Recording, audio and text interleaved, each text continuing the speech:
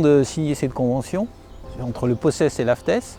Moi j'en suis très heureux puisque notre collaboration a débuté il y a à peu près 2 ans. Ça fait 2 ans, j'étais déjà venu sur des journées ici du POCES. L'année passée également, je n'avais pas pu être là, mais l'AFTES était représenté. Et bien, je crois qu'on a une vraie communauté d'intérêt pour la formation, pour tous les travaux, pour tout le monde du souterrain. Et donc qu'on le fasse davantage ensemble, qu'on travaille en plus grande collaboration. Je crois que ça nous intéresse tous les deux. Et donc c'est l'objet de notre convention aujourd'hui. Il faut savoir qu'entre AFTES et POCES, on a beaucoup de points de convergence, puisqu'on y parle formation, dans tout ce qui est travaux souterrains ou exploitation souterraine. Et donc pour l'AFTES, c'est l'enjeu justement de la diffusion du savoir, d'attirer vers nos métiers des jeunes ingénieurs, de les former, d'assurer du transfert de connaissances. Et pour le POCES, justement, tout le travail sur la formation va dans la même direction.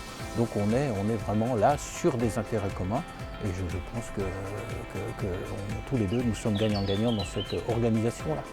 Le choix de travailler sur les techniques du numérique, les apports du numérique dans les travaux souterrains, dans la reconnaissance pour les travaux souterrains, dans le suivi, pour nous c'est une question très intéressante. Et d'ailleurs notre prochain congrès, le congrès de 2003 de l'AFTES, va être placé sous les transition écologique, transition numérique. Et on a beaucoup d'exposés qui vont traiter de ces questions-là. La question du BIM dans la conception, la question des outils numériques, du traitement des données.